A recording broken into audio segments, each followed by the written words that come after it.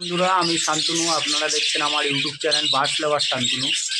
বন্ধুরা, অনেকের দেখবেন বদ্রি পাখি ডিম পাড়ে, ডিমে ব্লাড আসে না, বাচ্চা ফোটে না, ডিম ফেলে দেয়। এর কারণগুলো নিয়ে আজ আমি আপনাদেরকে বলবো। যদি ভিডিওটা ভালো লাগে অবশ্যই আমার চ্যানেলটিকে সাবস্ক্রাইব করবেন, আর পাশাপাশি লাইক শেয়ার করে দেবেন।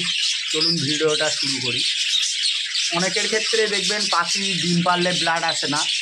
এর দুটি কারণ থাকে। আপনি দেখবেন যারা অতিরিক্ত পাখির ডিম বাচ্চা করায়, 12 মাসই পাখির হাঁড়িতে পাখির খাঁচায় হাঁড়ি দিয়ে রাখে, তাদের দেখবেন এই সমস্যাটা বেশি হয়।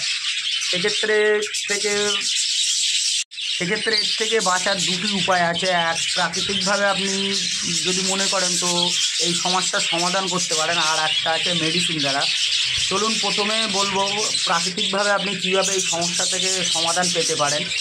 যাদের কেজে পাখি আছে, কিংবা প্রথম কেজের কথাটাই বলি, যাদের কেজে পাখি করেন তারা পাখির খাঁচায় হাঁড়িটা বার করে নিন 1 থেকে 1.5 মাস। এই সময় পাখিদেরকে প্রোটিন জাতীয় খাবার খাওয়ান। শুধু দানা দিলে কিন্তু এই সময় হবে না, দানার সাথে আপনাদেরকে বেশি বেশি করে ক্যানারি, মিলেট এগুলো দিতে পারেন।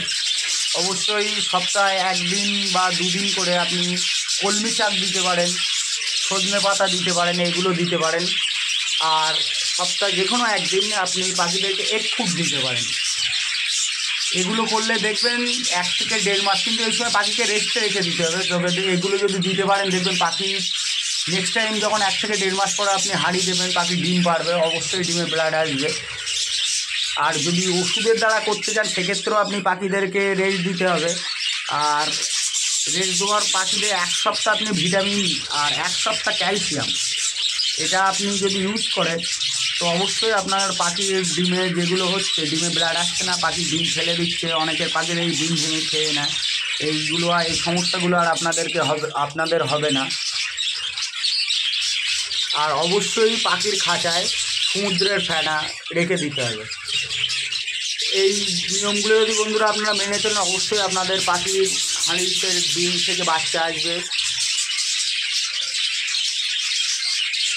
যখন পাখি ডিম পারবে, যাদের কেজে আছে আমি তাদের ক্ষেত্রে বলছি, পাখিকে বেশি ডিস্টার্ব করবেন না। আর যখনই পাখি ডিম পারবে পাখিদেরকে খাবারের পরিবর্তন অবশ্যই করতে হবে আপনাদেরকে। সেই সময় প্রোটিন জাতীয় আপনাদের ভালো ভালো খাবার খাওয়াতে হবে পাখিদের।